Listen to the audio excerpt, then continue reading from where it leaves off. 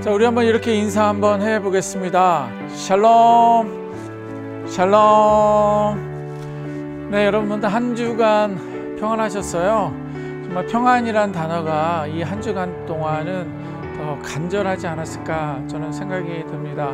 자, 우리 빨리 코로나 바이러스가 끝날 수 있도록 더 간절히 기도해야 되겠습니다. 자, 오늘 3월 첫째 주 주일 예배 주 앞에 올려드리는데요.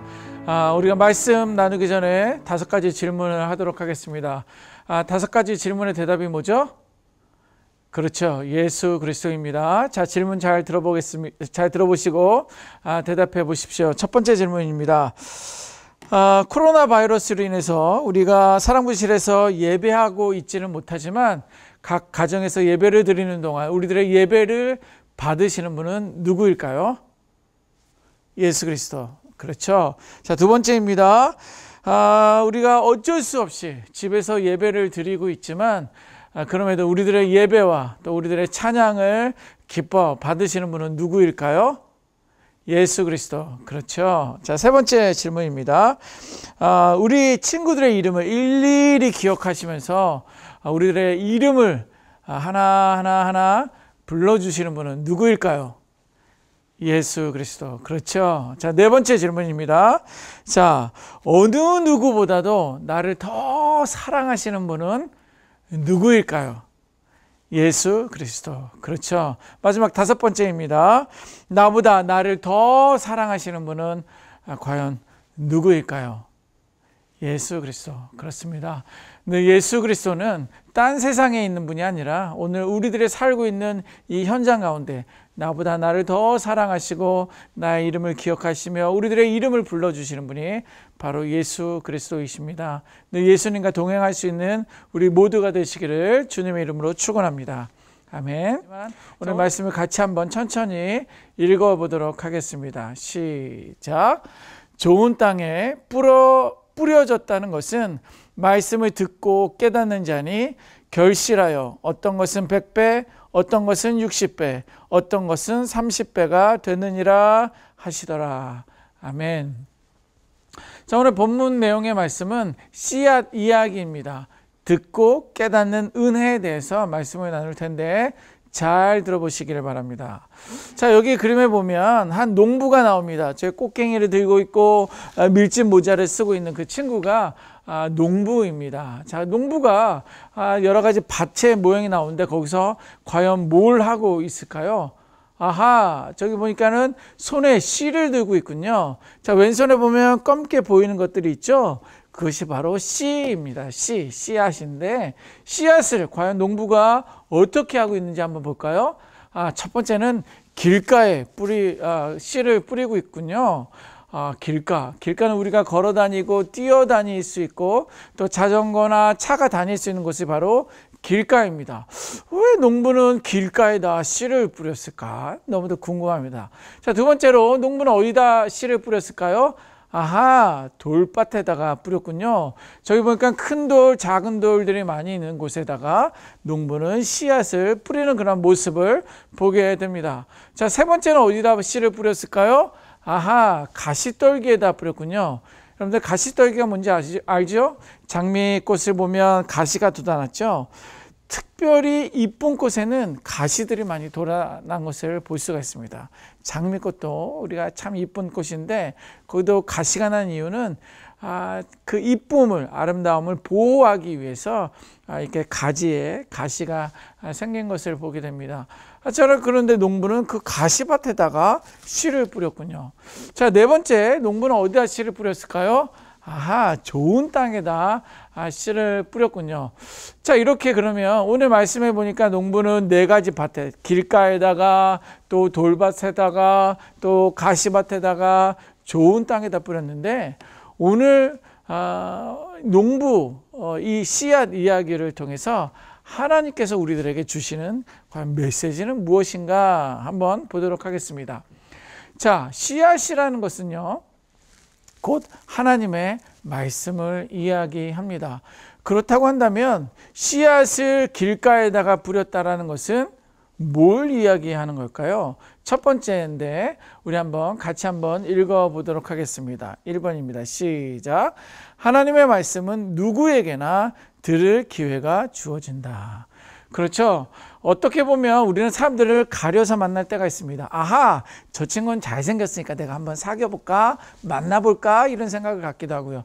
아하, 저 친구는 정말 이쁘게 생겼으니까 다른 누구보다도 나를 더 좋아할 수 있을 거야. 이렇게 생각하면서 이쁜 사람과 사귀고 싶어 하는 겁니다.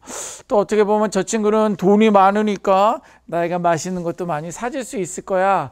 이런 생각을 하면서 우리가 친구들을 가려 사귈 때가 있다라는 것입니다. 그런데 하나님의 말씀은 하나님의 씨앗, 하나님의 말씀은 그것을 구분하지 않고 누구에게나 하나님의 말씀을 들을 기회가 주어진다라는 것입니다. 길가에다가 하나님의 말씀을 뿌린 것처럼, 씨를 뿌린 것처럼, 또 돌밭에다가 씨를 뿌린 것처럼, 좋은 땅에다 뿌린 것처럼, 또 가시밭에다 뿌린 것처럼, 이렇게 하나님의 말씀을 누구에게나 들을 기회가 주어진다는 것입니다. 왜냐하면 농부는 좋은 땅에다 심으면 아름다운 열매가 또 좋은 열매가 잘 풍성하게 맺힐 거라는 것을 알고 있을 것입니다. 그럼에도 불구하고 오늘 성경에서 하나님께서 또 예수님께서 하신 그 비유의 내용에는 그 농부는 길가, 또 돌밭, 또 가시밭, 좋은 밭, 누구에게나 하나님의 말씀을 증거하였다, 씨를 뿌렸다라고 이렇게 볼 수가 있습니다. 자, 그런데 성경은 누구에게나 이렇게 들을 기회가 있는 하나님의 말씀이 주어졌다 할지라도 놓쳐서는 안 되는 것이 두 번째입니다. 자, 두 번째 같이 한번 읽어보겠습니다. 시작. 하나님의 말씀을 듣고 깨닫는 은혜가 있어야 한다. 그렇죠. 누구에게나 하나님의 말씀은 들을 기회가 주어진다라고 했지만 이어서 듣고 깨닫는 은혜가 있어야 된다라는 것입니다. 깨닫는 은혜, 여러분 좀 은혜가 무엇인지 알죠? 은혜라는 것은 값없이 주어지는 것입니다. 우리가 노력을 하지 않았지만, 우리가 애쓰지 않았지만, 우리가 이걸 얻기 위해서 쟁취하지 않았지만 우리에게 하나님의 은혜가 임하는 것은 우리들의 생긴 모습이나 또 우리들의 상황을 보고서 한 것이 아니라 값없이 주어지는 것이 바로 은혜입니다. 우리가 구원을 받은 이유도 거기에 있는 것이죠. 자, 그런데 이 깨달을 수 있는 것은 우리들의 노력과 열심과 애씀으로만은 되지 않는다라는 것입니다. 자, 그러면 깨닫는 은혜라는 것은 무엇일까요? 깨닫는 은혜라는 것은 바로 견딤, 실천을 의미하는 것입니다. 이것은요, 깨닫게 해주시는 분이 바로 성령님이기 때문에 그래요. 성령님의 그 도우심 가운데, 성령님의 인도하심 가운데, 그 성령님의 은혜 가운데 우리는 깨닫게 되는 거예요. 미처 이것을 내가 알지 못했는데, 미처 이것을 내가 헤아리지 못했는데 어느 순간 하나님의 은혜가 임하게 되면 내가 알지 못했던 것도, 내가 배우지 못했던 것도, 내가 깨닫지 못했던 것도 깨닫게 해주는 분이 바로 성령님이신데 그분의 은혜가 있어야 된다라는 것입니다. 자, 그러면 은혜로 말미암아 우리는 구원도 받았다고 했지만 우리는 입술로 고백을 해야지만 구원을 받을 수 있는 것이잖아요. 그런 것처럼 우리는 실천적인 의지적인 노력과 애씀이 필요합니다. 그것은 뭐예요? 하나님의 말씀을 들은 그대로 순종하는 것입니다. 순종하는 것, 실천하는 것, 견디는 것, 인내가 우리의 노력으로 있어야 된다라는 것입니다. 그럴 때 우리의 노력과 애씀과 또 하나님의 값없이 주어진 그 은혜가 합쳐질 때 하나님의 말씀을 듣고 깨닫는 은혜가 우리 안에 넘치게 된다는 것입니다. 자, 그러면 목사님, 우리가 실천하기 위해 노력과 애씀도 있고 또 성령님의 그 은혜가 있게 되면 깨닫게 되는 은혜가 우리에게 있다라고 했는데 그거에 대한 유익이 무엇이냐는 것이, 그 유익은요, 오늘 세 번째 말씀입니다. 오늘 세 번째 같이 한번 읽어보겠습니다. 시작. 풍성한 열매를 맺음. 보니까 100배, 60배, 30배 이렇게 기록하고 있습니다. 풍성한 은혜를 누린다는 거예요. 풍성한 열매를 맺게 된다는 것입니다. 하나님의 은혜도 이미 우리에게 임했고 거기에 우리가 또 실천하는 노력과 애씀과 의지가 결합될 때 우리에게 풍성한 열매가 맺힌다는 것입니다. 오늘 성경에 보니까 30배, 60배, 100배 점점 더 많아지는 것이 아니라 100배, 60배, 30배 가장 많은 더 풍성한 것이 먼저 시작된 것을 볼 수가 있습니다. 그러면 이거 점점 줄어드느냐? 그것이 아니에요. 여기서 말하는 것은 처음부터 큰 은혜가 엄청난 열매가 우리에게 맺힌다라고 이렇게 볼 수가 있습니다. 우리 실제적으로 사랑부 우리 친구들은 한 가지 이상의 장애를 가지고 있습니다. 여러 가지 불편하고 어렵고 힘든 그러한 몸과 또 어떤 지식적인 거와 이런 것이 너무 더 부족합니다. 그러니까 세상 사람들은 우리들을 손가락질하기도 하고 우리들을 곤란하게도 하고 또 우리를 무시하기도 하고 또 우리를 업신여기기도 합니다. 그렇다고 한다면 세상적인 기준에 의한다면 우리는 하나님의 말씀을 절대 들을 수 없을 것입니다. 그러나 하나님께서는 가시밭에다가 또 돌짝밭에다가 길에다가 또 좋은 땅에다가 하나님의 말씀을 모두에게 들을 기회를 주신 것처럼 우리에게도 하나님의 말씀이 이미 임한 줄 믿습니다. 자, 그러면 우리에게 받은 그 말씀이 길가가 되어서는 안 될 거예요. 왜냐하면 그 길가에는 새들이 와서 그 씨를 잡아먹게 되면 우리는 뿌리도 내리기 전에 열매들 맺히지도 못하는 거죠. 또 심지어는 돌짝밭에 뿌려졌다고 한다면 우리가 자라다가도 그래 돌에 억눌려서 그 무게 때문에 힘들어서 나무가 바르게 자라지도 못할 거예요. 반면에 또 가시밭에는 여러 유혹들이 있을 것입니다. 우리가 교회 가려고 하면, 예배 드리려고 한다면, 찬양하려고 한다면 지금 코로나 바이러스처럼 우리를 교회 못 가게 하고 예배를 못 드리게 하려는 어떤 그런 공격과 어려운 그런 상황들이, 유혹들이 우리에게 있다는 거예요. 있을 수 있다는 것입니다. 자, 그러면 어떻게 해야 돼요? 가시 때문에 오늘은 안 되겠어. 아니면 돌 때문에 내가 안 되겠어. 아니 내가 잘하려고 그랬는데 그냥 새가 와서 나를 먹어버렸으니 내는 어떻게 안 되겠어.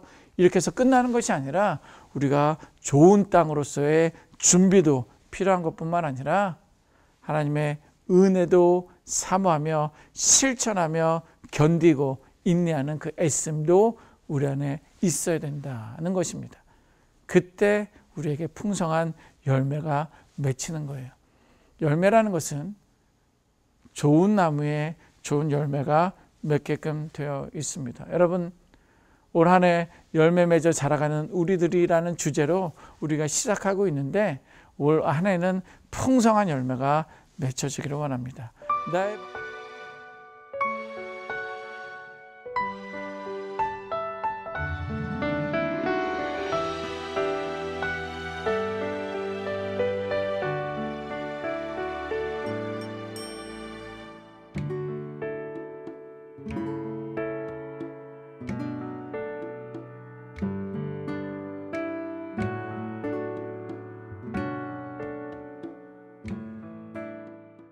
자, 여러분, 오늘 예배를 마쳤습니다. 다음 주에는 꼭 우리가 교회에서 예배를 드릴 수 있도록 합심해서 더 기도하시고요. 여러분들 손 잘 씻는 거 주의하시고요. 그다음에 아무데나 답답하다고 돌아다녀서 감기 걸리지 않도록, 바이러스에 오염되지 않도록 늘 깨끗하게 건강을 유지하여서 다음번에 만나도록 하겠습니다. 자, 다음번에 만나요. 샬롬.